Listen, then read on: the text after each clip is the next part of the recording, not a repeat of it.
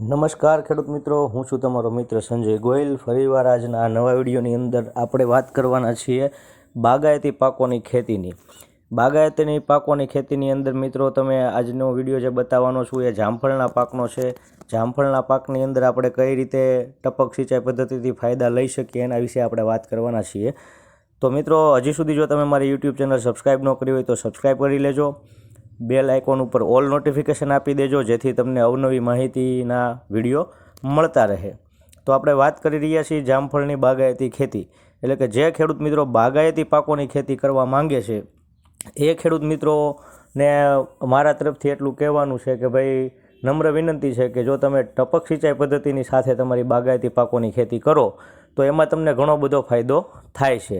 અત્યારનો જે આ વિડીયો તમે જોઈ રહ્યા છો એની અંદર જામફળનું વાવેતર થઈ ગયું છે, ટપક સિંચાઈ પદ્ધતિ પાથરી દીધી છે અને દરેક છોડે ડ્રીપર મારી અને એ છોડને પાણી આપવામાં આવે છે। હંમેશા હાલ હું કહેતો આવ્યો છું કે ટપક સિંચાઈ પદ્ધતિ આપણે ઘણા બધા પાકોની અંદર ઉપયોગ લઈ શકીએ છીએ, બરાબર છે। મેં હાલ આની પહેલાં કપાસના પાકની અંદર, મગફળીના પાકની અંદર, ચણાના પાકની અંદર, ડુંગળીના પાકની અંદર, શેરડીના પાકની અંદર પણ આપણે ટપક સિંચાઈ પદ્ધતિઓનો ઉપયોગ કરેલો છે, એના વિડીયો મૂકેલા છે। આંબાની ખેતી કરતા ખેડૂતના વિડીયો પણ આપણે મૂકેલા છે। કહેવાનો મતલબ ખેડૂત મિત્રો એ ખાસ છે કે ભાઈ, ટપક સિંચાઈ પદ્ધતિ છે એની અંદર જ્યારે તમે કોઈ પણ પાકનું વાવેતર કરતા હોય કે બાગાયતી કલમનું વાવેતર કરતા હોય તો ટપક સિંચાઈ પદ્ધતિ હશે તો તમારો એ પાક, એટલે કે એનું બિયારણ કે પછી કલમ, એ તમારી 100% ફેલ જશે નહીં અને એને પૂરતું પાણી મળી રહેશે। અને ટપક સિંચાઈ પદ્ધતિના ફાયદા તમને ખેડૂત મિત્રો બધાને ખબર જ છે કે ઓછા પાણીએ આપણે પાકને મોટો કરી શકીએ છીએ, ઉગાડી શકીએ છીએ। એને જ્યારે જરૂર હોય ત્યારે, એને મૂળમાં જ તમે, પાયામાં જ તમે એને જ્યારે જરૂર હોય ત્યારે અને જેટલું જરૂર છે એટલું પાણી તમે આપી શકો છો। જ્યારે જરૂર હોય ત્યારે તમે ખાતર, દવા એ પણ ટપક સિંચાઈ પદ્ધતિના મારફતથી તમે આપી શક્યો છો।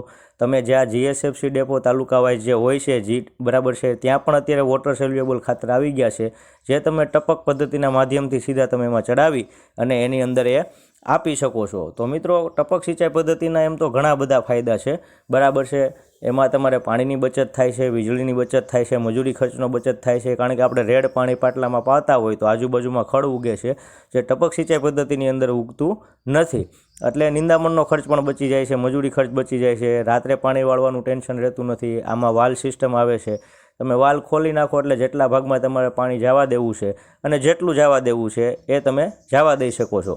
તો મિત્રો, ખાસ બાગાયતી પાકોની અંદર જો તમે વાવેતર કરતા હોય તો બાગાયતી પાકોની અંદર પણ ટપક સિંચાઈ પદ્ધતિથી સારો એવો ફાયદો મેળવી શકાય છે।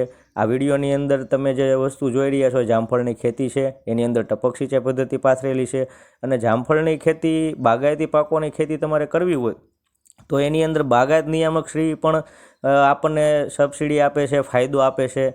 જામફળનું વાવેતર કરતા હોય તો એ લોકો બાગાયતી પાકો નાયબ બાગાયત નિયામકની કચેરી મુજબ એ લોકો વાવેતર, જો તમે સામાન્ય પદ્ધતિથી 6x6 મીટરે કરતા હોય અને ઘનિષ્ઠ પદ્ધતિ આવે છે એમાં 6x3 metre, 3x3 metre, 3x1.5 metre અને 2 મીટર બાય 1 મીટર, આવી રીતના તમે વાવેતર કરી શકો છો। અને એમાં સહાય અત્યારે આપણે નાયબ બાગાયત નિયામકની કચેરી જે છે એની અંદર જામફળના પાકમાં ઘનિષ્ઠ પદ્ધતિથી વાવેતર માટે સહાય પણ આપવામાં આવે છે, જેના વિશે જે મને ખબર છે એમાં જામફળના પાકમાં કલમમાં ટીસ્યુ રોપા દીઠ 80 અથવા થયેલ ખર્ચ પૈકી ઓછું હોય તે ધ્યાનમાં લઈ 44,000 રૂપિયા પ્રતિ હેક્ટર તેમજ પ્રથમ વર્ષે અન્ય બાગાયતના પાકોને આંતરપાક તરીકે વાવેતર કરવામાં આવે તો પ્લાન્ટિંગ મટીરિયલ ખર્ચના 50% લેખે અથવા 6,000 પ્રતિ હેક્ટર, બેમાંથી જે ઓછું હોય તે સહાય મળવાપાત્ર હોય છે અને મહત્તમ મર્યાદા એની 2 હેક્ટરની મર્યાદા હોય છે।